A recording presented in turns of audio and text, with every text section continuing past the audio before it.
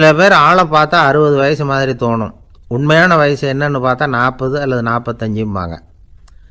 சில பேரை பார்க்குறதுக்கு 45 மாதிரி தெரியும், உண்மையிலேயே 65 தாண்டி இருப்பாங்க. ஒரு மனிதனுக்கு 2 வகையான வயது உண்டுங்கிறார் ஓஷோ.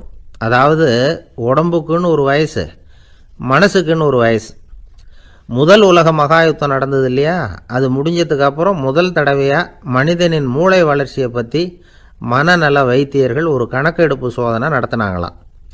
அது வரைக்கும் மனிதனுக்கு 2 வகையான வயது உண்டுன்னு யாரும் சிந்தித்ததே இல்லையா.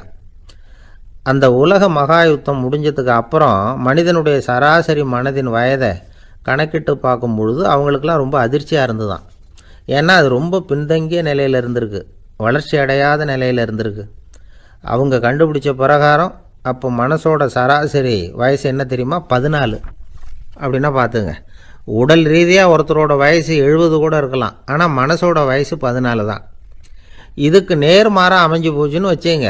அதாவது ஒருத்தருக்கு உண்மையிலேயே 14 வயசு, அதாவது உடலோட வயசு 14, அவரோட மனசின் வயசு 70ன்னு வச்சுக்கோங்க. இப்படி அமைஞ்சுட்டுதுன்னா அவர் சீக்கிரம் ஞானத்தன்மை அடைஞ்சிருவார் அப்படின்னு அர்த்தம். இப்போ நமக்கெல்லாம் உடம்போட வயசு மனசோட வயசு ரெண்டும் ஒன்றா இருந்துட்டால் அதுவே போதும், அதுவே பெரிய விஷயம். இப்போ எமர்சன் கிட்ட போய் ஒருத்தர் கேட்டாராம், உங்கள் வயசு என்ன அப்படின்னு. அவர் உடனே பதில் சொல்லியிருக்கார், 360 வருஷம் அப்படின்னாராம். கேட்டவர் குழம்பி போயிட்டார். அவர் என்ன சொல்கிறாரு, 360 வயசா? என்ன நம்ம காதில் தான் சரியாக விழலையா? எமர்சன் எப்பவும் உண்மையை பேசுகிற ஒரு சிறந்த அறிவாளி, அவர் இப்படிலாம் பொய் சொல்ல மாட்டாரே அப்படின்னு ஒரு யோசனை பண்ணிக்கிட்டே இவர் மறுபடியும் அவர்கிட்ட போனாராம். ஐயா, நீங்கள் சொன்னது சரியாக என் காதில் விழலை, அதனால் மறுபடியும் கேட்குறேன், உங்கள் வயசு என்ன அப்படின்னாராம். எமர்சன் மறுபடியும் சொல்லியிருக்கிறார், 360 வருஷம்னு. வந்தவருக்கு உண்மையிலேயே அதிர்ச்சியாக போட்டுது. அதுக்கப்புறம் மெதுவாக ஆரம்பித்தாராம், ஐயா நீங்கள் சொல்கிறத என்னால் ஏற்றுக்க முடியாது. எப்படி பார்த்தாலும் இப்போ உங்களுக்கு வயசு ஒரு 60க்கு மேலே இருக்காதுன்னு நினைக்கிறேன் அப்படின்னாராம். நீங்கள் சொல்கிறது சரிதான், அது என் உடம்போட வயசுன்னாராம் எமர்சன். அப்படின்னா ஏற்கனவே நீங்கள் சொன்னது அப்படின்னு கேட்டிருக்கார், அது என் மனசோட வயசு அப்படின்னாராம். நம்மளை பொறுத்த வரைக்கும் அறிவு தூசு படிஞ்சிருக்கு, அது மாதிரியே அன்பும் மாசுபட்டிருக்கு. இது ரெண்டையும் சுத்தம் பண்ண வேண்டியிருக்குது. அப்போ தான் நாம் சரியான வயசில் வாழ முடியும். ஒரு ஆசாமி இருக்கிறார், அவருக்கு உடம்போட வயசு அதிகம், மனசோட வயசு ரொம்ப குறைச்சல், குழந்த மாதிரி. அவர் ஒரு ஆஸ்பத்திரியில் படுத்திருக்கிறார். நர்ஸம்மா எல்லாருக்கும் மருந்து கொடுத்துட்டு போகிறாங்க. கொஞ்ச நேரம் கழித்து திரும்பி வந்தாங்க. அப்போ இவர் அந்த அம்மாவை கூப்பிட்டு சொல்கிறார், இதை பாருங்கள் சிஸ்டர், நீங்கள் எல்லாருக்கும் சின்ன சின்ன மாத்திரையாக கொடுத்துட்டு எனக்கு மட்டும் நீளமான மாத்திரையாக கொடுத்துட்டீங்க. முழுங்கிறதுக்கு ரொம்ப கஷ்டமாக போச்சு, இனிமேல் எனக்கும் சின்ன மாத்திரையாக கொடுங்க சிஸ்டர் அப்படின்னாராம். அந்த அம்மா உடனே அதிர்ச்சியாகி தலையில் அடிச்சுக்கிட்டாங்களாம். நான் கஷ்டப்பட்டு மாத்திரையை முழுங்கினத்துக்கு நீங்கள் ஏம்மா தலையில் தட்டிக்கிறீங்க அப்படின்னு கேட்டிருக்காரு இவர். இதுக்கு அவங்க சொல்லியிருக்கிறாங்க, நான் உங்களுக்கு கொடுத்துட்டு போனது மாத்திரை இல்லைங்க, அது தெர்மாமீட்டர் அப்படின்னாங்களாம். நாட்டில் நல்லவங்க ஒருத்தர் 2 பேர் இருக்கிறதுனால தாங்க மழையே பெய்யுது அப்படின்னு சொல்கிறது உண்டு. நல்லார் ஒருவர் உளரேல் அவர் பொருட்டு எல்லாருக்கும் பெய்யும் மழை. சில சமயம் ரொம்ப பேர் திடீர்னு நல்லவங்களாகிடுவாங்க போல இருக்கு, அதனால தான் விடாமல் பேய் மழையாக கொட்டி தீர்த்துடுது. எல்லாரும் நல்லவங்களாகிட்டா உலகமே தாங்காது போல இருக்க. அப்பப்போ ஒருத்தர் 2 பேர் நல்லவங்களாகணும், அப்போ தான் சீராக மழை பெய்யும். மாதத்துக்கு 3 பேர் நல்லவங்களானா மாதம் மும்மாறி பொழியும். இதெல்லாம் வேடிக்கை பேச்சு. இப்போ இதெல்லாம் ஒரு பக்கம் இருக்கட்டும், இப்போ விஷயத்துக்கு வருவோம். ஒரு கும்பலில் நல்லவன் யார் அப்படிங்கிறத எப்படி கண்டுபிடிக்கிறது? இதுக்கு ஒரு வேடிக்கை கதை உண்டு. என்னுடைய நண்பர் ஒருத்தருக்கு அவங்க பாட்டியம்மா சொன்ன கதையும் அது. அது என்ன கதைன்னா, ஒரு ஊரில் ஒரு சமயம் பலமான மழை பெய்ய ஆரம்பிச்சுட்டு தான். இடி மின்னல் ரொம்ப கடுமையாக இருந்திருக்குது. ஆரம்பித்த மழை வர வர கடுமையாக ஆகிட்டு இருக்குதே தவிர நிற்கிற பாடா தெரியல. ஊர் ஜனங்கள்லாம் பார்த்தாங்க, இதுக்கு மேலேயும் வீட்டு உள்ள இருந்தால் ஆபத்துங்கிறத புரிஞ்சுக்கிட்டாங்க. ஏன்னா வீடெல்லாம் இடிஞ்சி விழுந்துருமோங்கிற பயம். உடனே எல்லாரும் புறப்பட்டு ஊருக்கு பொதுவாக இருந்த ஒரு மண்டபத்தில் போய் தங்கிக்கிட்டாங்க. மின்னல் கடுமையாக இருந்தது, இடி எந்த நேரத்துலையும் விழலாம்ங்கிற நிலைமை, எப்போ விழலாம்னு பார்த்துக்கிட்டு இருக்குது. அந்த மண்டபத்தில் இருந்த ஜனங்கள் மனசுக்குள்ளே ஒரு பயம், நம்ம கூட்டத்தில் யாராவது ஒரு கெட்டவன் பாவம் பண்ணவன் இருந்தால் கூட இடி இந்த மண்டபத்தில் விழுந்துடும், அது எல்லாருக்கும் ஆபத்து அப்படின்னு நினச்சாங்க. சரி, இதுக்கு என்ன பண்ணலாம் அப்படின்னு யோசனை பண்ணாங்க. அந்த கூட்டத்தில் ஒரு பெரியவர் இருந்தார். அவர் ஒரு யோசனை சொன்னார், இதை பாருங்கள், அதுக்கு ஒரு வழி இருக்குது. அதோ எதிர்த்தாப்புல கொஞ்சம் தூரத்தில் ஒரு உயரமாக மரம் ஒன்று இருக்குது பாருங்கள், பொதுவாக இடி வந்து சுலபமாக விழறது அது மாதிரி உயரமான மரத்தில் தான். நம்ம கூட்டத்தில் இருக்கிறவங்க எல்லாரும் ஒவ்வொருத்தராக போய் அந்த மரத்தை தொட்டுவிட்டு திரும்பி வந்துடணும். நம்மள பாவம் பண்ணவன் யாரோ அவன் அந்த மரத்தை தொடுற சமயத்தில் இடி விழுந்துடும், அவன் மட்டும் போயிடுவான், மண்டபத்தில் இருக்கிற நாமெல்லாம் பொழைச்சிக்கலாம் அப்படின்னு ஐடியா கொடுத்தாரு அந்த பெரியவர். இது நல்ல யோசனையாக பட்டது. எல்லாரும் ஒத்துக்கிட்டாங்க. ஒவ்வொருத்தராக போய் அந்த மரத்தை தொட்டுவிட்டு திரும்பி வந்தாங்க. இடி எதுவும் விழலை. இன்னமும் பாவம் பண்ண ஆசாமி அதை போய் தொடலை போல இருக்குது அப்படின்னு நினச்சிக்கிட்டாங்க. ஒவ்வொருத்தராக போகிறாங்க, எல்லாரும் போய் தொட்டுவிட்டு வந்தாச்சு. இன்னும் ஒரே ஒரு ஆசாமி தான் பாக்கி. கடைசியாக இருந்த அந்த ஆள் பயந்துட்டான். இது வரைக்கும் இடி விழலைன்னா இப்போ என்ன அர்த்தம்? இப்போ நாம் தான் பாக்கி, நாம் தான் தப்பு பண்ண ஆள் போல இருக்குது அப்படின்னு நினச்சிட்டான். அதனால் துணிச்சலாக போய் தொடுறதுக்கு பயந்தான், தயங்கிக்கிட்டே இருந்தான். இருந்தாலும் மற்றவங்கள்லாம் சும்மா இருப்பாங்களா? கட்டாயப்படுத்தி கழுத்தை பிடிச்சி தள்ளாத குறையா அவனை தள்ளி விட்டாங்க, போய் தொட்டுட்டு வாடான்னு. அவன் நடுங்கிட்டே போய் அந்த மரத்தை தொட்டான். அதே வினாடி ஒரு பயங்கரமான மின்னல் இடி விழுந்துட்டுது. எங்கே விழுந்தது தெரியுமா? அந்த ஆள் மேலே இல்லை, மண்டபத்தில் விழுந்தது. மண்டபத்தில் இருந்தவங்க பூரா காலி. அந்த ஒரு ஆள் மட்டும் புழைச்சிக்கிட்டான். இந்த ஒரு ஆளை காப்பாற்றுறதுக்காக தான் இடி வந்து மண்டபத்தில் விழாமல் இருந்திருக்குது. இதுதான் கதை. அதனால் நல்லவங்க எப்படியும் தப்பிச்சுக்குவாங்க அப்படிங்கிறது ஒரு நீதி. ஒருத்தன் அப்படி தான் தெருவில் நடந்து போய்கிட்டு இருந்தான், ரொம்ப நல்லவன். எதிரில் ஒருத்தன் சைக்கிளில் வந்துக்கிட்டு இருந்தான். அதில் மோதி இவன் கீழே விழுந்துட்டான். சைக்கிள்காரன் உடனே இறங்கி இவனை தூக்கி விட்டான்.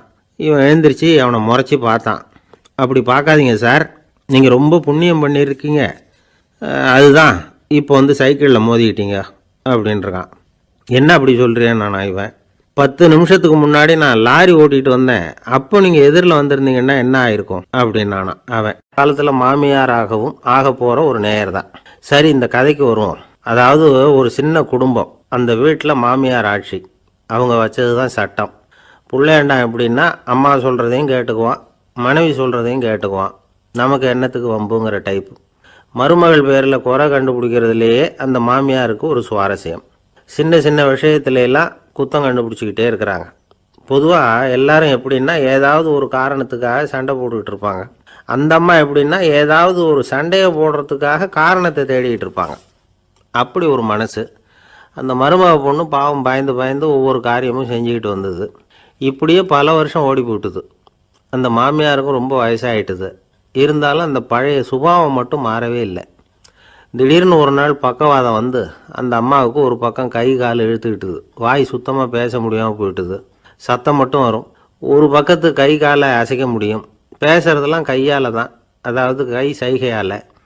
இப்படிப்பட்ட நிலைமையில் கூட அந்த பொண்ணு தண்ணியோ பாலோ இவங்க எதிரில் கொண்டாந்து வச்சா அதை வேணும்னே தட்டி விட்டுட்டு ஒம்பு வளர்க்குறது. அதுக்கப்புறம் அந்த பொண்ணு தரையை சுத்தப்படுத்தும்ல, அதை பார்த்து ரசிக்கிறது. இருந்தாலும் அந்த பொண்ணு இதையெல்லாம் பெருசுப்படுத்தாமல் ரொம்ப பொறுமையாக தான் இருந்தது. ஒரு நாள் வீட்டில் வச்சுருந்த பாலை வந்து பூனை குடிச்சிட்டு போட்டுது. வயசான காலத்தில் இந்த அம்மா பால் இல்லாமல் கஷ்டப்படுவாங்களே அப்படின்னு நினச்சி பக்கத்து வீட்டில் போய் கொஞ்சம் பால் வாங்கிட்டு வந்து காய்ச்சி மாமியார் முன்னாடி கொண்டாந்து வச்சுது அந்த பொண்ணு. வழக்கம் போல் அந்த அம்மா பாலை தட்டி விட்டுட்டாங்க. இது அந்த மருமக பொண்ணு கவனிச்சுட்டுது. இவ்வளவு நாள் பொறுமையாக இருந்த அந்த மருமகளுக்கு இன்னைக்கு இதை பார்த்து தான் அசாத்திய கோபம் வந்துட்டுது. கதவுக்கு பக்கத்தில் சாத்தி வச்சுருந்த உலக்கையை எடுத்து மாமியார் தலையில் போட, அது குறி தவறி கழுத்தில் பட, அந்த அம்மா கழுத்தை பிடிச்சிக்கிட்டு ஊன்னு கத்த, இந்த பொண்ணு ஒன்றும் அலட்டிக்காமல் உலக்கையை எடுத்து மறுபடியும் கதவு பக்கம் சாத்தி வச்சுட்டு அது பாட்டுக்கு நடந்து போயிட்டுது. இருந்தாலும் மனசுக்குள்ளே லேசாக ஒரு பயம். கணவன் வீட்டுக்கு வந்ததும் என்ன விஷயம்னு கேட்டால் எப்படி சமாளிக்கிறது? அன்னைக்குன்னு பார்த்து ரொம்ப நேரம் கழித்து வீடு வந்து சேர்ந்தான் கணவன். உடனே அந்த அம்மா புகார் பண்ண ஆரம்பிச்சுட்டுது. பேச்சு தான் வராத, அதனால் ஒரு பக்கத்து கையால் சைகை காட்டுது. கதவுக்கு பக்கத்தில் இருந்த உலக்க பக்கமாக கையை நீட்டி காட்டி, அப்படியே அந்த கையை தன் கழுத்துக்கு பின்பக்கமாக சுற்றி காட்டி, நாக்கை வெளியில் நீட்டி நடந்த விஷயத்தை புரிய வைக்கிறதுக்கு முயற்சி பண்ணுது. இவனுக்கு ஒன்றும் புரியல. என்ன சொல்கிறாங்க அம்மா அப்படின்னு மனைவிகிட்ட கேட்குறான். அதுக்கு அந்த பொண்ணு ரொம்ப புத்திசாலித்தனமா, என்னங்க உங்கள் அம்மா சொல்கிறது உங்களுக்கு இன்னும் புரியலையா? அவங்க உங்களை பார்த்து என்ன சொல்கிறாங்கன்னா, ஏண்டா உலக்க மாதிரி நிற்கிற, சாக போகிற எனக்கு சங்கிலி எதுக்கு, என் கழுத்தில் கிடக்கிற இந்த சங்கிலியை கழட்டி என் மருமக கழுத்தில் போடுறா அப்படின்னு சொல்கிறாங்க அப்படின்னு தான். ஓ அப்படியா விஷயம்னு சொல்லி அம்மா கழுத்தில் இருந்த சங்கிலியை எடுத்து மனைவி கழுத்தில் போட்டுட்டு, அம்மா உன் விருப்பப்படியே போட்டாச்சு, இனிமேலாவது நிம்மதியாக படுத்து தூங்கு அப்படின்னு சொல்லிவிட்டு உள்ளே போயிட்டான். பார்த்தீங்களா கதையை? அதனால தான் மாமியார்கள் வந்து சைகை காட்டுறதுன்னா கூட இனிமேல் ஜாக்கிரதையாக இருக்கணும். ஆஃபீஸில் வேலை பார்க்குற ஒருத்தர் வந்தார். பேசாமல் ஒரு 10 நாள் லீவு போட்டுடலாமா பார்க்குறேன் அப்படின்னார். ஏன்னு கேட்டோம். என்னுடைய மேலதிகாரி ஒரு முசுடு சார், அவர்கிட்ட வேலை பார்க்குறது ரொம்ப கஷ்டமாக இருக்குது அப்படின்னார். ஆஃபீஸில் வேலை பார்க்குறவங்கெல்லாம் ஒரு விஷயத்தை நல்லா ஞாபகத்தில் வச்சுக்கணும். மேலதிகாரிங்கிறவர் ஒரு பெரிய மகான் இல்லை, அவரும் ஒரு மானிட பிறவி தான். சராசரி மனுஷனுக்குள்ள பலம் பலவீனம் ரெண்டும் அவருக்கும் உண்டு. அதனால் அவரை கொஞ்சம் அனுசரித்து போகிறதுக்கு பழகிறது தான் நல்லது. மேலதிகாரிகளில் பல வகை உண்டு. அதில் முக்கியமாக 3 வகை. அதில் ஒரு வகை எப்படி தெரியுமா? உங்களை ஒரு வேலை செய்கிற மெஷினாக மட்டுமே நினைக்கக்கூடிய வகை. இவங்கள்லாம் எப்படின்னா, எங்கேயாவது வெளியூர் போயிருந்தா கூட அங்கேருந்து ஃபோன் பண்ணுவாங்க, அந்த வேலை என்னாச்சு, இந்த வேலை என்னாச்சு அப்படின்னு. இவங்களுக்கெல்லாம் உங்கள் நலனை பற்றியோ உங்கள் குடும்பத்தை பற்றியோ அக்கறை இருக்காது. நீங்கள் சொல்கிற யோசனை எதுவும் இவங்ககிட்ட எடுபடாது. கொடுத்த வேலையை பாரு, நீ எனக்கு புத்தி சொல்ல வேணாம் அப்படிம்பாங்க. இவங்களை அனுசரித்து போகிறதுக்கு ஒரே வழி, இவங்க எதை சொன்னாலும் சரின்னு சொல்லிவிட்டு வேலையை கவனிக்க வேண்டியது தான். இவங்கக்கிட்ட வேறு எந்த கேள்வியும் கேட்டுக்கிட்டு இருக்கக்கூடாது. ஆமாம் சாமி போடுறது கௌரவ குறைச்சல் இல்லை, அது ஒரு அலுவலக சௌகரியம், அவ்வளவுதான். இன்னொரு வகையான மேலதிகாரிகள் எப்படி தெரியுமா? இவங்கெல்லாம் ஆஃபீஸ் வேலையை பற்றி அதிகமாக கவலைப்பட்டுக்கிட்டு இருக்க மாட்டாங்க. தங்களுடைய சொந்த இமேஜ் பாதிக்கப்படக்கூடாதுங்கிறதுலேயே கவனமாக இருப்பாங்க. இவங்கெல்லாம் அடிக்கடி உங்கள் நலனை விசாரிப்பாங்க. அதே மாதிரி நீங்களும் அவரை விசாரிக்கணும்னு எதிர்பார்ப்பாங்க. இந்த ரக அதிகாரிகளுக்கெல்லாம் புது வருட வாழ்த்து அனுப்பலாம், பிறந்தநாள் வாழ்த்து அனுப்பலாம். அவருக்கு எங்கேயாவது ஒரு பாராட்டு விழா நடந்தால் முதல் வரிசையில் போய் உட்காந்து உங்கள் முகத்தை காட்டலாம். ஆஃபீஸ் வேலையை மட்டுமே பார்க்குற பணியாளர்கள் இது மாதிரி அதிகாரிகள்கிட்ட நல்ல பேர் வாங்க முடியாது. இன்னொரு வகையான மேலதிகாரிகள் உண்டு. அவங்க எப்படின்னா, ஆஃபீஸ் வேலையை பற்றியும் கவலைப்பட மாட்டாங்க, தனக்கு கீழே வேலை பார்க்குறவங்கள பற்றியும் கவலைப்பட மாட்டாங்க. எக்காரணம் கொண்டும் தன்னுடைய பொசிஷனுக்கு ஆபத்து வந்துடக்கூடாதுன்னே நினைக்கக்கூடியவங்க இவங்க. இவங்களால் கடுமையான வேலை செய்யவும் முடியாது, தீர்மானிக்கவும் முடியாது. எந்த முடிவையும் எடுக்காமல் அப்படியே தள்ளி போட்டுக்கிட்டே போடுவாங்க எல்லாத்தையும். இதனால் என்ன ஆகும்னா, இவருக்கு கீழே வேலை பார்க்குற உங்களுக்கு பொறுப்பு அதிகமாகிடும். இவங்ககிட்ட போய் பிரச்சனையை மட்டும் சொல்லி பிரயோஜனம் இல்லை, அதுக்கான முடிவுகளை நீங்களே சொல்லணும். அப்போ தான் இது மாதிரி அதிகாரிகள்கிட்ட நல்ல பேர் வாங்கலாம். அட்லீஸ்ட் கெட்ட பேர் வாங்காமலாவது காலம் தள்ளலாம். ஆஃபீஸில் வேலை பார்க்குறவங்க முக்கியமாக சில விஷயங்களை ஞாபகத்தில் வச்சுக்கணும். ஆஃபீஸில் நடக்கிற நல்லது கெட்டது எதுவாக இருந்தாலும் உடனடியாக மேலதிகாரிகிட்ட தெரிவிக்கிறது நல்லது. 3வது மனிதர் மூலமாக அதை அவர் தெரிஞ்சுக்கிறது அவ்வளவு நல்லதில்லை. எந்த மேலதிகாரியுமே தான் இந்த சர்பாஸ் செய்யப்படுறத விரும்புறதில்லை. அதனால் அவருக்கு தெரியாமல் மேலிடத்துக்கு மணி எழுதி போடக்கூடாது. அப்படி எழுதி போடுறவங்க சில பேர் இருக்கிறாங்க. நீங்களும் உங்கள் மேலதிகாரியும் தொழில் ரீதியாக ஒரே படிப்பு படித்தவராக இருக்கலாம். அப்படி இருந்ததுன்னா அட்ஜஸ்ட் பண்ணி போகிறது கொஞ்சம் கஷ்டம்தான். இதை மனசில் வச்சுக்கிட்டு நடந்துக்கணும். உங்களுக்கும் அவருக்கும் அபிப்பிராய பேதமா, அது அவருக்கும் உங்களுக்கும் உள்ள தனிப்பட்ட பிரச்சனை, அதை விளம்பரப்படுத்திக்கிட்டு இருக்கக்கூடாது. அது அவருடைய கோபத்தை கிளறும். உங்கள் மேலதிகாரி உங்கள் கூட படித்தவராக இருக்கலாம், அதுக்காக அவர் எல்லாருக்கும் முன்னாடி அடைய கிச்சாமி எப்படிடா இருக்க அப்படின்லாம் கேட்டுக்கிட்டு இருக்கக்கூடாது. பொதுவாக யாரும் அதை விரும்புறதில்லை. இவ்வளவையும் உங்கள் மனசில் வச்சுக்கிட்டு கொஞ்சம் சாமர்த்தியமாக நடந்துக்கிட்டிங்கன்னா ஆஃபீஸ் உங்களுக்கு அவஸ்தையாக இருக்காது, ஆனந்தமாக இருக்கும். ஒரு மேலதிகாரி தன்கிட்ட வேலை பார்க்குற ஒருத்தரை பற்றி ரொம்ப பெருமையாக சொன்னாராம். எங்கள் ஆஃபீஸில் எவ்வளவோ பேர் வேலை பார்க்குறாங்க, எல்லோரும் தினமும் ஏதாவது பிரச்சனைகளை சொல்லிகிட்டு இருப்பாங்க. ஆனால் இவர் ஒருத்தர் மட்டும்தான் இது வரைக்கும் என்கிட்ட எந்த பிரச்சனையும் சொன்னதே இல்லை. அவர் பாட்டுக்கு வருவார், வேலை பார்ப்பார், போயிடுவார் அப்படின்னாராம். நான் உடனே அவ்வளவு பெருமைக்குரிய அந்த ஊழியரை பார்த்து கேட்டேன், ஏன்பா உன்னுடைய மேலதிகாரிகிட்ட நீ எந்த பிரச்சனையும் கொண்டுகிட்டு போகிறதே இல்லையாமே அப்படின்னு கேட்டேன். அதுக்கு அவர் சொல்கிறாரு, ஆமாங்க, அது ஏன்னா அவரால் எந்த பிரச்சனையுமே தீர்க்க முடியாதுங்கிறது எனக்கு நல்லா தெரியும், அதனால் அப்படி செய்கிறேன், வேறு ஒன்றும் இல்லை அப்படின்னார் ரொம்ப பொறுமையாக. ஒரு ஊரில் ஒருத்தர் இருந்தான். ஒரு நாள் காலையில் எழுந்திரிச்சான். ஒரு 10 ரூபாய் எடுத்து சட்டை பையில் வச்சுக்கிட்டான். கடை தெருவுக்கு புறப்பட்டான். காய்கறி வாங்குறதுக்காக அவன் போகிறான். காய்கறி சந்தைக்கு போய் சேர்ந்தான். கத்திரிக்காய் 4 கிலோ கொடுங்கன்னா கொடுத்தாங்க. காசு கொடுக்கறதுக்காக சட்டை பையில் கையை விட்டான், பணத்தை காணும். 10 ரூபாய் சட்டை பையில் வச்சுக்கிட்டு தான் வந்தான். அது இப்போ அங்கே இல்லை. வழியில் எங்கேயும் அது விழுந்துட்டு போட்டிருக்கு. அல்லது யாராவது திருடர்கள் தெரியாமல் அதை எடுத்துக்கிட்டு போட்டாங்களா என்னன்னு தெரியல. எப்படியோ 10 ரூபாய் அவன் இழந்துட்டான். கையில் காசு இல்லை. அதனால் கத்திரிக்காயை திருப்பி கொடுத்துட்டு கவலையோடு வீட்டுக்கு திரும்பி வந்தான். அதையே நினச்சிக்கிட்டு இருந்தான். அவனுக்கு துக்கம் அதிகமாக போச்சு, அழ ஆரம்பிச்சிட்டான். காய்கறிகள் வாங்கிட்டு ஆனந்தமாக சமைச்சு சாப்பிட்லாம்னு நினச்சோம், அது முடியாமல் போச்சேங்கிற கவலை அவனுக்கு. அதனால் அதை மறக்கவே முடியல. இது நடந்து கொஞ்ச நாள் ஆச்சு. அதே மனுஷன் இன்னொரு நாள் அதே மாதிரி புறப்பட்டான். பணத்தை எடுத்து பையில் வச்சுக்கிட்டான். காய்கறி சந்தையை நோக்கி போய்கிட்டு இருக்கிறான். இப்போ வழியில் ஒரு ஏழை பையனை பார்த்தான். தம்பி எங்கே போகிற அப்படின்னு கேட்டான். ஐயா பள்ளிக்கூடத்துக்கு போயிட்டுருக்கிறேன் அவன். சரி, அதுக்கே இவ்வளவு கவலையோடு போயிட்டுருக்கிற அப்படின்னு விசாரித்தான் அவன். ஐயா நான் ரொம்ப ஏழை, வீட்டில் வசதி இல்லை, பரீட்சைக்கு பணம் கட்டணும், இன்றைக்கி கடைசி நாள், என்ன செய்கிறதுன்னு தெரியலன்னா. இவன் பார்த்தான், தாங்கிட்ட இருக்கிற பணத்தை எடுத்து அந்த பையன்கிட்ட கொடுத்தான். இதை வச்சுக்கோ, உடனே பணத்தை கட்டு, நல்லா படி, பரீட்சை எழுது அப்படின்னு சொல்லிவிட்டு திரும்பி வந்துட்டான்.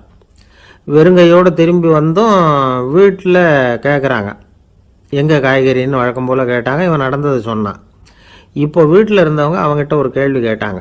ஏங்க இதே மாதிரி முன்னாடி ஒரு தடவை காய்கறி வாங்க போய் வெறுங்கையோடு திரும்பி வந்தீங்க, இப்போவும் வெறுங்கையோடு தான் திரும்பி வந்திருக்கிறீங்க, ஆனால் முன்னாடி வந்தப்போ வருத்தமாக இருந்தீங்க, இப்போ உங்கள் முகத்தில் வருத்தம் தெரியலையே அப்படின்னு கேட்டிருக்கிறான். அதாவது வீட்டில் இருக்கிறவங்க கேட்டாங்களாம். இப்போ அந்த மனுஷன் யோசிக்க ஆரம்பித்தானான், இந்த ரெண்டு நிகழ்வுகளுக்கு என்ன வித்தியாசம்? போன தடவை அவன் பணத்தை இழந்தான், இந்த தடவை அவன் பணத்தை இழந்திருக்கிறான். போன தடவை யாரோ திருடிட்டு போயிட்டாங்க, இந்த தடவை அவனாவே ஒரு பையன் பேரில் இறக்கப்பட்டு எடுத்து கொடுத்துருக்குறான். அன்னைக்கு பணம் போயிட்டுதேன்னு வருத்தமாக இருந்தது, இன்றைக்கி பணம் போனாலும் மனசுக்கு மகிழ்ச்சியாக இருக்குது, நிறைவாக இருக்குது. கொஞ்சம் யோசிச்சு பாருங்கள். பணத்தை இழந்தது மகிழ்ச்சிக்கோ வருத்தத்துக்கோ காரணமாக இருக்க முடியாது. அப்படின்னா வேறு எது காரணம்? அன்றைக்கு பணத்தை இழந்துட்டேன்னு அழுதான், இன்றைக்கு பணத்தை இழந்தாலும் மகிழ்ச்சியாக இருக்கிறான். ஆகவே மகிழ்ச்சிக்கும் துக்கத்துக்கும் இழப்பு காரணம் அல்ல, இழப்பு பற்றிய நம்முடைய அறிவு தான் காரணம் அப்படிங்கிறது பெரியவர்களுடைய கருத்து. எந்த பொருளும் நமக்கு கவலையை உண்டு பண்ணுறதில்ல, அந்த பொருள் பேரில் நாம் வைக்கிற பற்று தான் கவலையை உண்டு பண்ணுது. பொருள்கள் நம்ம விட்டுட்டு போயிட்டா நாம் அழுதுகிட்டு இருக்கிறோம், நாமே அதுகளை விட்டுட்டு வந்துட்டா மகிழ்ச்சியாக இருக்கிறோம். இந்த உண்மையை புரிஞ்சுக்கிட்டு நம்முடைய வாழ்க்கையை நல்ல விதமாக அமைச்சிக்கணும். ஒரு ஆள் அழுதுகிட்டு இருந்தான். ஏன்டா அழுகுறேன்னு கேட்குறார் ஒருத்தர். இழக்கிறதுக்கு எதுவும் இல்லை அதனால் அழறேன்னா. என்னடா சொல்கிறேன்னார். கிட்ட வாங்க சொல்கிறேன்னா. இந்த மணி பர்ஸை வேற ஒருத்தன் பாக்கெட்லேருந்து திருடினேன், அப்புறம்தான் புரிஞ்சுது அவங்ககிட்ட இழக்கிறதுக்கு எதுவும் இல்லைங்கிறது. ஆமாங்க இது காலி பர்ஸு, அதனால் இப்போ அழுதுகிட்டு இருக்கிறேன், திருடியும் பிரயோஜனம் இல்லை அப்படின்னு சொல்லிவிட்டு அழுதானா. ஒரு கோவிலில் ஆன்மீக சொற்பொழிவு நடந்துக்கிட்டு இருக்குது. ஒரு பெரியவர் பேசிக்கிட்டு இருக்கார். கடவுளை பற்றியும் சொர்க்கத்தை பற்றியும் மனுஷனை பற்றியும் அவர் விவரமாக பேசுகிறார். எல்லாரும் உட்காந்து கேட்குறாங்க. அந்த கூட்டத்தில் ஒரு தத்துவ ஞானியும் உட்காந்துருக்கிறார். அவருடைய நண்பர். பேசி முடித்ததும் அந்த பெரியவர் மேடையை விட்டு இறங்கினார். நேராக அந்த தத்துவ ஞானிகிட்ட வந்தார். எப்படி இருந்தது என்னுடைய பேச்சு அப்படின்னு கேட்டார். நீங்கள் பேசினது ஒன்றுக்கு ஒன்று முரண்பாடாக தெரிஞ்சுது அப்படின்னாராம் இவர். நான் என்ன அப்படி தப்பாக பேசிவிட்டேன் அப்படின்னாராம் அவர். கடவுளை நம்புகிறவன் சொர்க்கத்துக்கு போவான்னு சொன்னீங்க, அப்புறம் நல்ல விதமாக வாழறவன் சொர்க்கத்துக்கு போவான்னு சொன்னீங்க அப்படின்னாராம். இதில் என்ன முரண்பாடுன்னு கேட்டிருக்கார் அவர்.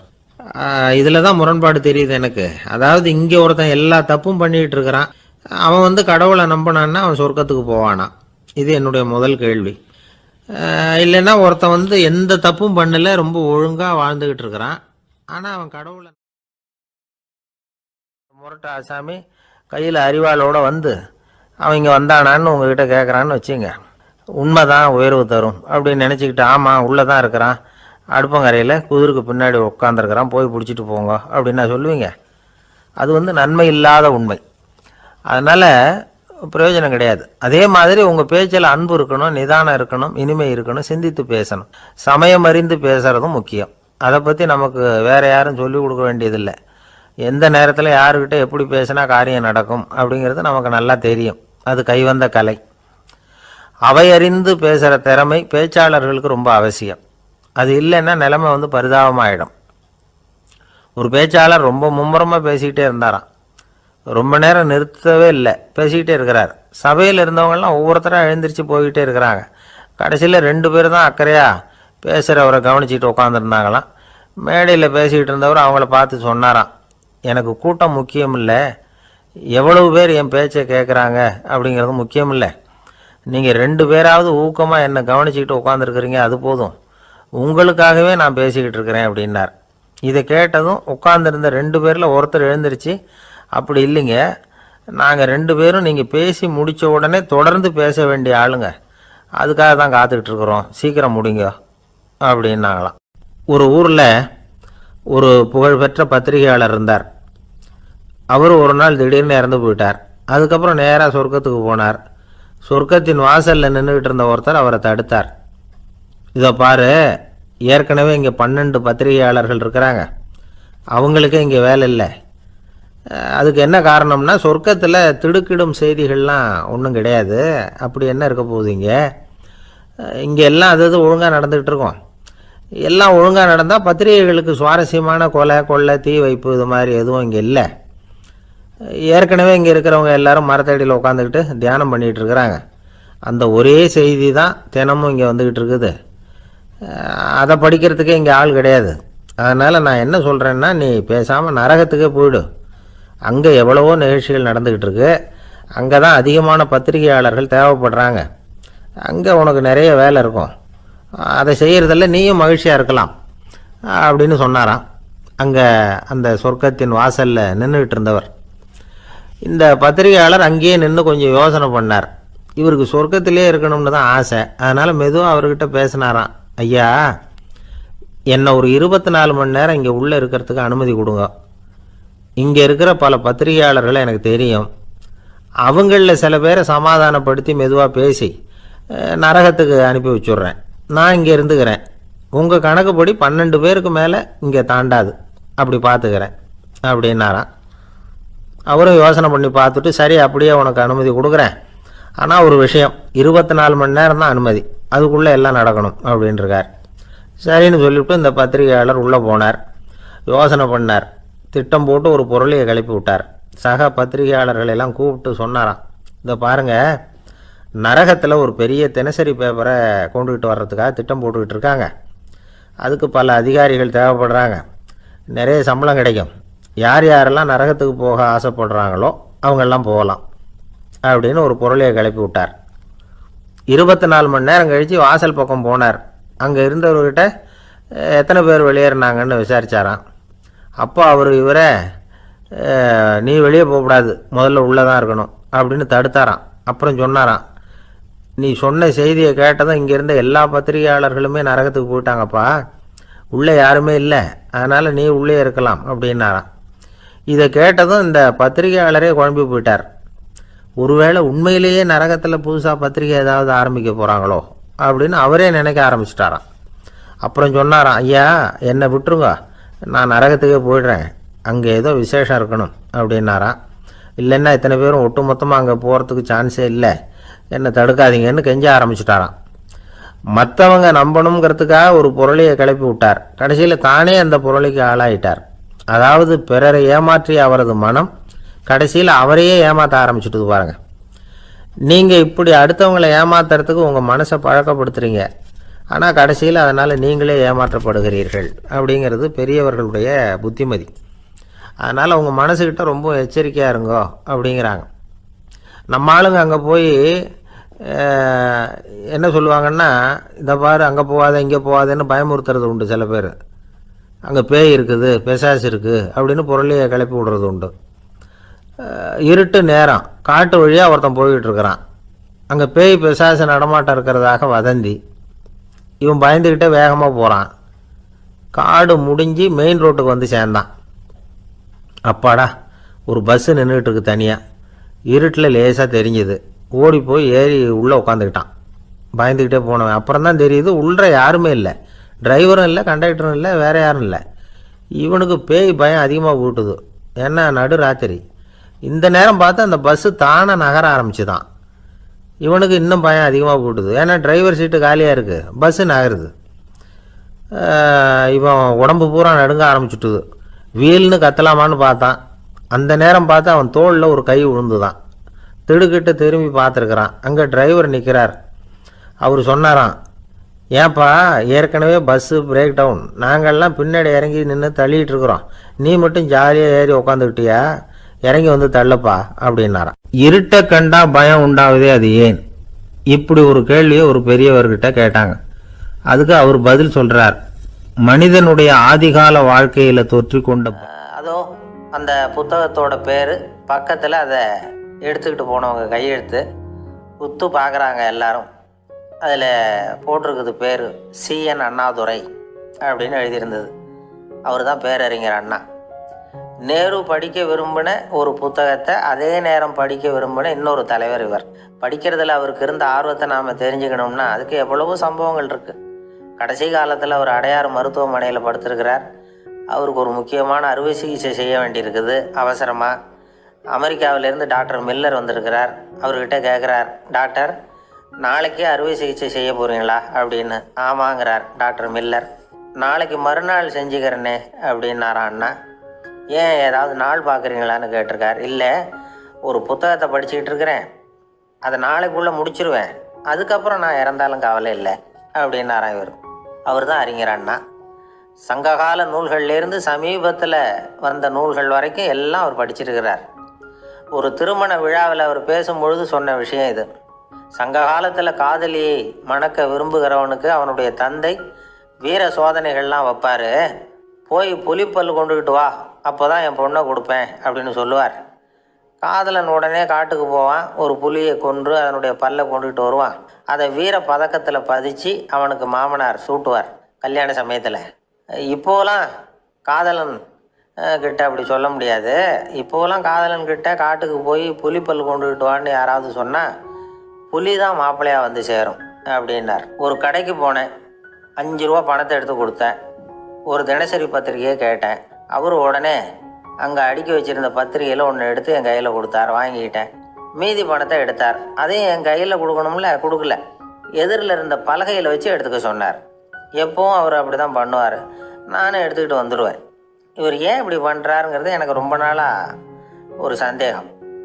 ஒரு நாள் அவர்கிட்டயே இதை கேட்டுவிட்டேன். ஏங்க, நீங்கள் உங்கள் கடைக்கு வந்து பொருள்கள் வாங்குறவங்களுக்கு நீங்கள் பாக்கி சில்லறையை கொடுக்குறப்போ பலகையில் வச்சு விட்றீங்க, கையில் கொடுக்க மாட்டேங்கிறீங்களே, ஏன் அப்படின்னு கேட்டேன்.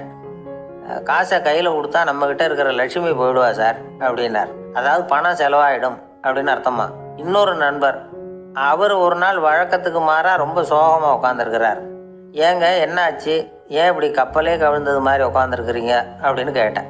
கப்பலே கவிழ்ந்திருந்தா கூட நான் இப்படி கவலைப்பட மாட்டேன் சார், வேற ஒன்று நடந்து போச்சுன்னார். என்னன்னு கேட்டேன். என் உச்சந்தலையில் பல்லி ஒன்று விழுந்துட்டுதுன்னார். அதுக்காகவா இப்படி அப்படின்னு ஆச்சரியப்பட்டேன். ஆமாங்க, பல்லி உச்சந்தலையில் விழுந்தா பலன் என்னன்னு பஞ்சாங்கத்தில் பார்த்தேன், மரணம்னு போட்டிருக்கு அப்படின்னு சொல்லிவிட்டு அவர் தொடர்ந்து கவலைப்பட ஆரம்பிச்சிட்டார். இப்படியும் ஒருத்தர், என் கூட வேலை பார்க்குற ஒருத்தர் எப்படி தெரியுமா, தினமும் வலது காலை வச்சு தான் ஆஃபீஸுக்கு உள்ளே நுழைவார். என்னைக்காவது தவறுதலாக இடது காலை வச்சு உள்ளே வந்துட்டார்னா அன்னைக்கு பூரா மனசு சங்கடப்படுவார். எந்த வேலையும் சரியாக ஓடாது. கேரம் போர்டு ஆடுற ஒருத்தர் எப்போ ஆட உட்காந்தாலும் ஸ்ட்ரைக்கரை கை தவறி கீழே விழுற மாதிரி பண்ணி அதுக்கப்புறம் அதை எடுத்துக்கிட்டு ஆட உட்காருவார். ஏன்னா எப்போவும் ஒரு தடவை நிஜமாகவே அது கை தவறி கீழே விழுந்திருக்குது. அன்னைக்கு பிரமாதமாக ஜெயிச்சுட்டார். உடனே ஒரு முடிவுக்கு வந்துட்டார், கை தவறுனா லாபம் அப்படின்னு. ஆனால் ஒருத்தர் எப்படி தெரியுமா, அவர் வெளியில் கிளம்புற சமயம் பக்கத்து வீட்டு ரேடியோவில் மியாவ் மியாவ் பூனை குட்டின்னு பாட்டு சத்தம் கேட்டால் கூட போதும், சகனம் சரியில்லைன்னு பிரயாணத்தை கேன்சல் பண்ணி விடுவார். இப்போ இவ்வளவும் எதுக்கு சொல்கிறோம்னா, அளவுக்கு மீறின சகுன நம்பிக்கைகள் இருக்குது பாருங்கள், இதோட பயமும் சேர்ந்துக்கிட்டதுன்னு வச்சுக்கோங்க, இது ஒருத்தருடைய மனநிலையை பாதிச்சிடும்.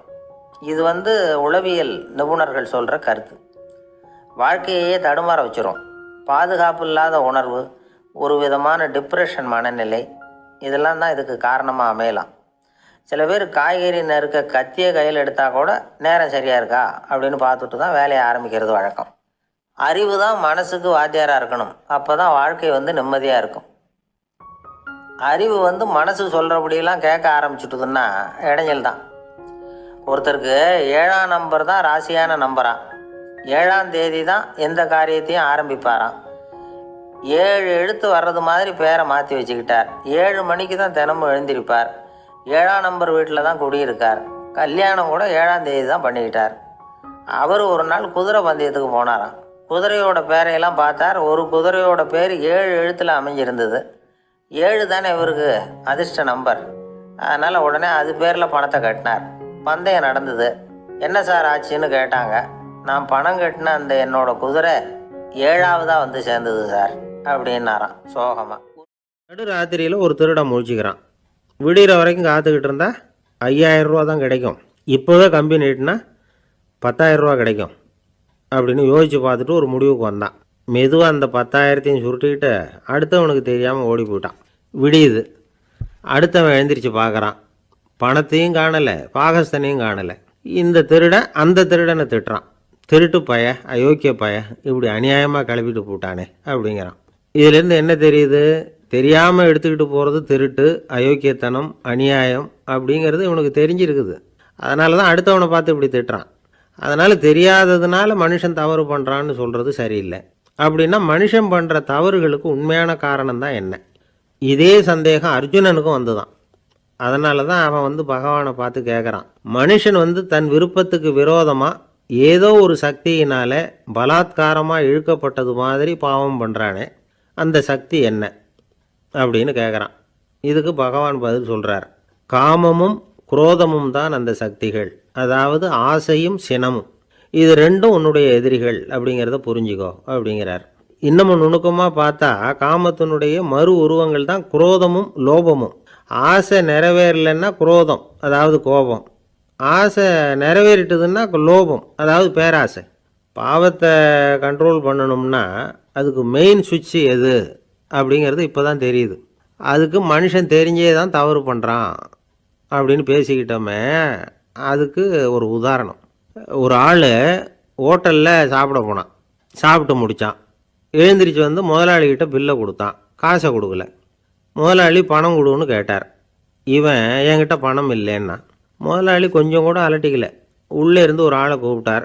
இவனை கூப்பிட்டுக்கிட்டு போய் இட்லி மாவு ஆட்ட சொல்லுன்னார். இவனும் கவலைப்படாமல் உள்ளே போயிட்டான். அப்போது அழைச்சிட்டு போகிற ஆள் கேட்குறான், ஏன் சார் சாப்பிட்றதுக்கு முன்னாடி காசு இல்லைங்கிறது உங்களுக்கு தெரியாதா அப்படின்னு கேட்குறான்.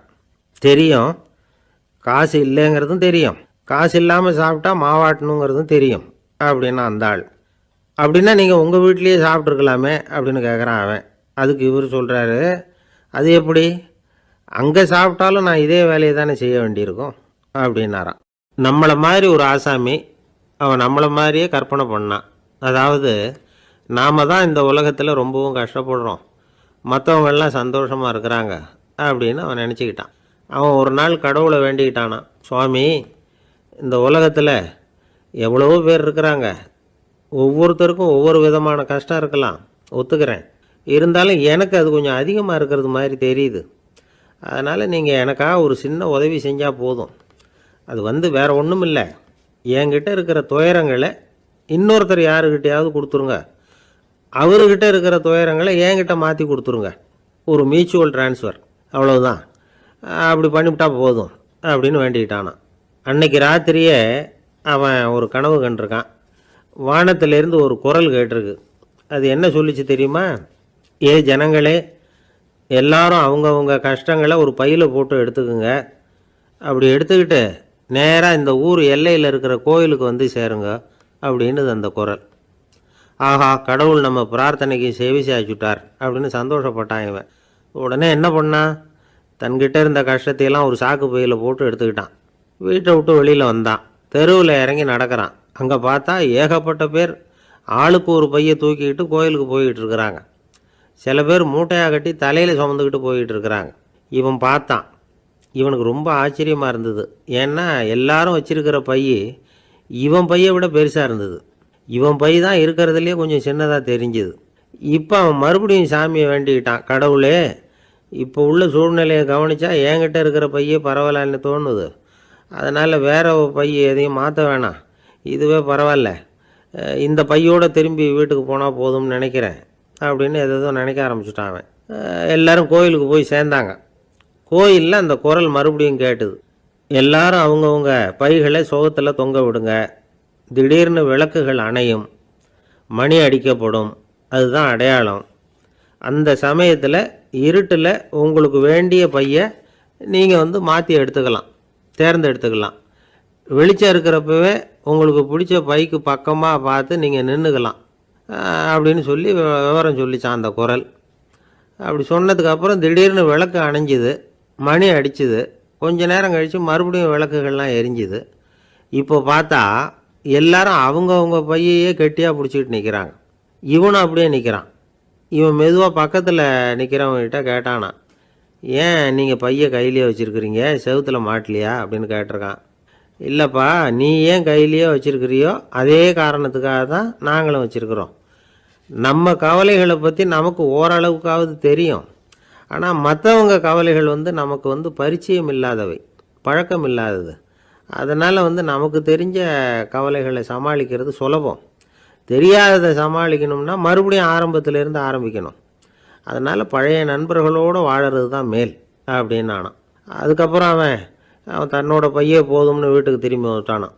இது ஒரு பெரியவர் சொல்லியிருக்கிற கதை. கப்பல் கடலில் போய்கிட்டு இருக்கு. புயல், சூறாவளி, அலையெல்லாம் பெருசு பெருசாக ரொம்ப உயரமாக உண்டாகுது. கடுமையான காற்றுலேயும் வேகமான அலைகள்லேயும் சிக்கி அந்த கப்பல் தடுமாறுது. திசை மாறி போச்சு. எந்த பக்கம் போயிட்டுருக்குறோம்னே தெரியல. அந்த கப்பலை செலுத்திக்கிட்டு இருந்த மாலுமி ரொம்ப சாமர்த்தியமாக செயல்பட்டார். தன்னுடைய அறிவாற்றலையும் திறமையையும் முழுமையாக பயன்படுத்தினார். அந்த கப்பலை கட்டுப்படுத்தினார். மெதுவாக அந்த சூறாவளியிலிருந்து கப்பலை காப்பாற்றி கரைக்கு கொண்டுட்டு வந்து சேர்த்துட்டார். மாலுமின்னு ஒருத்தர் இருந்ததுனால அந்த மரக்கலம் காப்பாற்றப்பட்டது. மாலுமின்னு ஒருத்தர் இல்லைன்னு வச்சுக்கோங்க, அந்த கப்பலோட கதி என்னவா இருக்கும் யோசிச்சு பாருங்கள். ஒரு கோபக்காரனுடைய நிலைமையும் அப்படித்தானா. கோபக்காரன்கிறவன் ஒரு மாலுமி இல்லாத மரக்கலம் அப்படிங்கிறார் நபிகள் நாயகம். கொந்தளிக்கிற கடலில் கொடுமையான அலைகளின் உச்சியில் அது மாதிரி இதுன்னு சொல்லலை, அதை விட மோசம் இது அப்படிங்கிறார். ஏன் தெரியுமா? ஒரு கப்பல் கடலில் தடுமாறினா அதை சரிப்படுத்த மாலுமி இருக்கிறார். அவர் தன்னுடைய சாமர்த்தியத்தினால் அதை கட்டுப்படுத்தி சரியான வழிக்கு கொண்டுட்டு வந்துடுவார். ஆனால் கோபக்காரனுடைய நிலைமை அப்படி இல்லை அப்படிங்கிறார் நபிகள் நாயகம். மனித மனம் ஒரு மரக்கலம், அறிவு அதில் இருக்கிற மாலுமி. மாலுமி மரக்கலத்தை செலுத்துகிறான், அவனுக்கு கட்டுப்பட்டு அது ஓடுது. ஆனால் கோபக்காரனுங்கிற மனுஷங்கிட்ட அறிவுங்கிற மாலுமி சரியாக வேலை செய்ய மாட்டான். ஏன்னா கோபம் அந்த மாலுமியின் கண்களை அவிச்சிரும், காதுகளை கேட்காம பண்ணிவிடும். கண்ணையும் காதையும் மூடிவிட்டு கப்பலை ஓட்டுனா எப்படி ஓட்டுறது? அதனால் கோபக்காரன் மாலுமி இல்லாத மரக்கலம். இடி மின்னலில் மாட்டிக்கிட்டு கஷ்டப்படுற கப்பல் மாதிரி கஷ்டப்படுறான். பெரியவங்கள்லாம் என்ன சொல்கிறாங்க? உனக்கு கெடுதல் பண்ணவனுக்கும் நீ நன்மையை செய், எவருடைய விருப்பு வெறுப்பையும் பொருட்படுத்தாதே. பரம எதிரிக்கும் நீ நன்மை செய்ய ஆரம்பித்தா உன்னுடைய தூய நிலையை பார்த்துட்டு அவனும் உனக்கு நெருக்கமான நண்பனாக ஆயிடுவான். இதுதான் பெரியவங்க நமக்கு சொல்லியிருக்கிறது. புனித குரான் சொல்கிறது என்ன? தீமையை நன்மையை கொண்டே நீர் தடுத்து கொள்ளும் அப்படின்னு சொல்லப்பட்டிருக்கு. அதில் இன்னா செய்தாரை ஒருத்தல் அவர் நாண நன்னயம் செய்து விடல் அப்படிங்கிறார் திருவள்ளுவர். செல்வந்தர் ஒருத்தர்கிட்ட ஒரு சிறுவன் ஆடு மேய்ச்சிக்கிட்டு இருந்தானா. பெரியவர் அவனை கூப்பிட்டு, நீ நேராக போய் ஒரு ஆட்டில் உள்ள ரொம்ப நல்ல பகுதி எதுவோ அதை எடுத்துக்கிட்டு வா அப்படின்னாரான். இவன் போனான். ஒரு ஆட்டு உடம்புல இருந்த நாக்கு, இருதயம், இது ரெண்டையும் எடுத்துகிட்டு வந்து கொடுத்தானான். பெரியவர் வாங்கி பார்த்தார். அதுக்கப்புறம் இப்போ நீ போய் இன்னொரு ஆட்டில் இருக்கிற ரொம்ப கெட்ட பகுதி எதுவோ அதை எடுத்துகிட்டு வா அப்படின்னாரான். இவன் போய் எடுத்துகிட்டு வந்தான். அவன் கையில் இருந்தது மறுபடியும் அதே மாதிரி நாக்கு, இருதயம், இது ரெண்டும் தான். என்னது இப்பவும் அதையே கொண்டுட்டு வந்திருக்கிற அப்படின்னாரான் பெரியவர். இவன் சொன்னானா, ஒரு உடம்பில் உள்ள ரொம்ப நல்ல பொருளும் இதுதான், ரொம்ப கெட்ட பொருளும் இதுதான் அப்படின்னானா. இளம் வயசில் இப்படி பதில் சொன்னவர் தான் பேரறிஞர் லுக்மானுல் ஹக்கீம் அவர்கள். கோபப்படாமல் இருந்தால் இது ரெண்டும் நல்லா வேலை செய்யும், கோபப்பட்டால் இது ரெண்டும் மோசமாக வேலை செய்யும். அதை புரிஞ்சுக்கிறதுக்காகத்தான் இன்றைக்கி இந்த தகவல். கோபம் வந்துட்டால் நாம் என்ன செய்கிறோங்கிறது நமக்கே தெரியாது. ஒருத்தர் டாக்டர்கிட்ட போனார் அவசரமாக. டாக்டர், எனக்கு இப்போ கடுமையான கோப வெறி, எனக்கு கண்ணு மண்ணு ஒன்றும் புரியல, உடனடியாக அதை கட்டுப்படுத்தணும், உடனே இதுக்கு ஏதாவது ஒரு மாத்திரை கொடுங்க ப்ளீஸ் அப்படின்னார். அந்த டாக்டரும் உடனே ஒரு மாத்திரையை கொடுத்து, இதை உடனே போடுங்க, நான் தண்ணி கொண்டுகிட்டு வரேன்னு உள்ளே போனார். தண்ணியோடு திரும்பி வந்தார். இவர் சொன்னார், டாக்டர், நீங்கள் கொடுத்த மாத்திரை ரொம்ப பெருசாக இருந்தது, இருந்தாலும் கஷ்டப்பட்டு முழுங்கிட்டேன்னார். டாக்டர் சந்தேகத்தோடு மேசையை பார்க்குறார். பார்த்தா மாத்திரை அங்கேயே இருக்குது, பேப்பர் வெயிட்டை காணலை. ஒரே ஒரு ஊரில் ஒரு பாதிரியார் இருந்தார். ரொம்ப நாள் சந்தோஷமாக வாழ்ந்தார். ஒரு நாள் அவர் மடத்து சமையல் அறையில் பாத்திரங்களை கழுவி துலக்கி சுத்தப்படுத்திக்கிட்டு இருந்தார். அந்த சமயத்தில் ஒரு தேவ தூதன் அவர் முன்னாடி நின்னான்.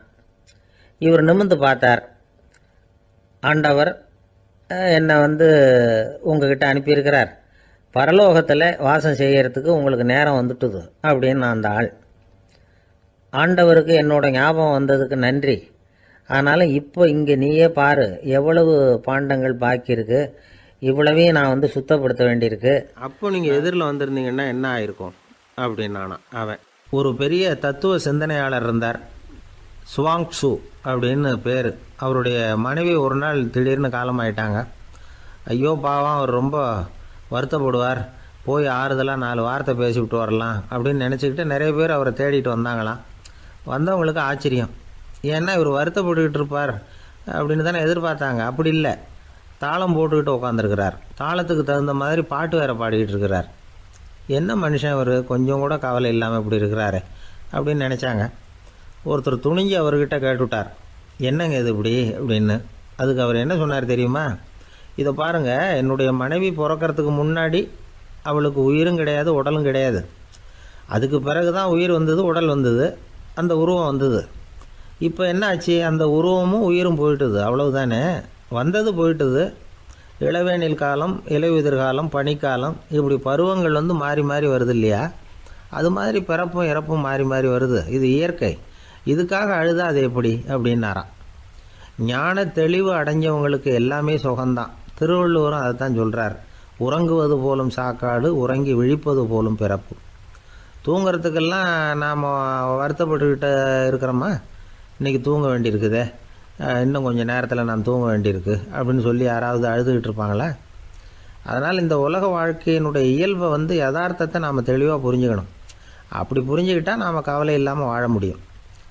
ஒரு வயசான தாத்தா பாட்டி 60 வருஷத்துக்கு முன்னாடி அவங்களுக்கு கல்யாணம் ஆச்சு, ஒன்றாவே வாழ்ந்தாங்க, ஒன்றாவே இறந்து போனாங்க. இப்போ அவங்க 2 பேரும் சொர்க்கத்துக்கு போய் சேர்ந்தாங்க. அங்கே எல்லா வசதியும் இருந்தது. ஒரு பெரிய பங்களாவே இவங்களுக்கு ஒதுக்கி கொடுத்தாங்களாம். இதுக்கு எவ்வளவு வாடகைன்னு கேட்டார் தாத்தா. வாடகையெல்லாம் கிடையாது, இலவசம் அப்படின்னார் அங்கே இருந்தவர். அந்த வீட்டுக்கு பின்னாடி ஒரு பெரிய புல்வெளி இருந்தது.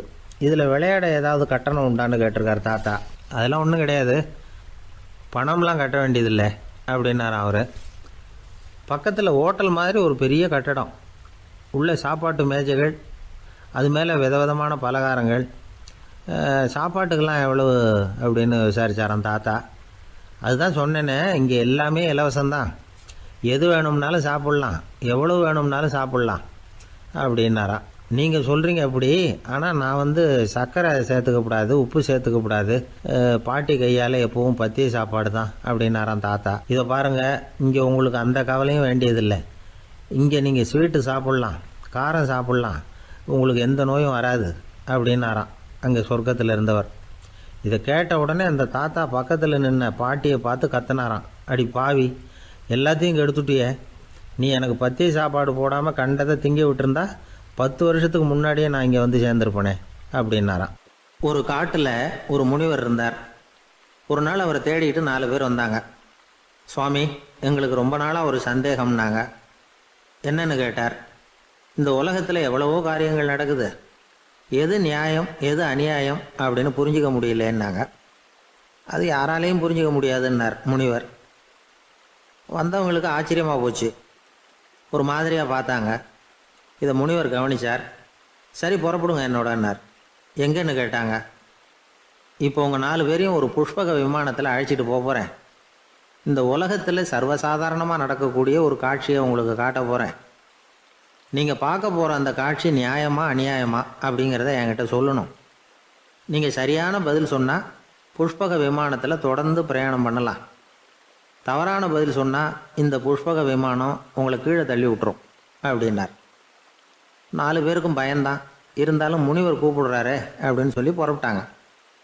அவங்க எல்லாரும் புறப்பட்டு ஒரு காட்டு வழியாக போய்கிட்டு இருக்கிறாங்க புஷ்பக விமானத்தில். அங்கே நடக்கிற ஒரு காட்சியை காட்டுறார் முனிவர். அதோ அங்கே பாருங்கன்னார். அந்த விமானத்தில் இருந்தபடியே எல்லாரும் கீழே குனிஞ்சு பார்க்குறாங்க. அங்கே ஒரு தாய் புலி அப்போ தான் குட்டி போட்டிருக்கு. குட்டிகளை ஈன்ற உடனே பசிக்கு இறை தேடி அந்த பக்கமாக வருது. அதே நேரம் ஒரு தாய் மான், அதுவும் அப்போ தான் குட்டி போட்டிருக்கு. அதுவும் இதே மாதிரி குட்டிகளை ஈன்ற உடனே பசிக்கு இறை தேடி அந்த பக்கமாக வருது. இப்போ அந்த புலி அந்த மானை அடித்து போட்டுவிடுது, அதுவும் சாப்பிடுது, குட்டிகளுக்கும் கொடுக்குது. இப்போ அந்த புலிக்குட்டிகள் முகத்தில் மகிழ்ச்சி, தாயை இழந்த அந்த மான் குட்டிகள் முகத்தில் துக்கம். இப்போ அந்த முனிவர் 4 பேர்கிட்டையும் கேட்குறார், நீங்கள் இங்கே பார்த்தீங்களே, இதில் எது நியாயம் எது அநியாயம்? ஒவ்வொருத்தராக சொல்லுங்கள். உங்கள் பதில் சரியில்லைன்னா இந்த விமானம் உங்களை கீழே தள்ளி விட்டுரும். சொல்லுங்கள் பார்க்கலாம்னார். முதல்ல ஒருத்தன் சொன்னான், அந்த புலி செஞ்சது சரிதாங்க, அது பசிக்கு அதுதான் ஆகாரம், தன்னுடைய பசிக்கு தானே இறை தேடிக்கிட்டுது, அதில் என்ன தப்பு, அவ்வளவுதான், அதனால் புலி செஞ்சது நியாயம்தான் அப்படின்னா. அவ்வளவுதான், அந்த விமானம் அவனை அப்படியே கீழே தள்ளி விட்டுட்டுது. அதனால் அவன் கொடுத்த பதில் சரியில்லை அப்படிங்கிறது புரிஞ்சு போச்சு. இப்போ ரெண்டாவது ஆள் சொன்னான், புலி செஞ்சது பாவம், அந்த தாய்மான் என்ன தப்பு பண்ணிச்சு, இப்போ அந்த குட்டிகளுக்கு யார் ஆதரவு, அதனால் புலி செஞ்சது அநியாயம் அப்படின்னா. அவ்வளவுதான், அவனையும் கீழே தள்ளி விட்டுட்டுது அந்த விமானம்.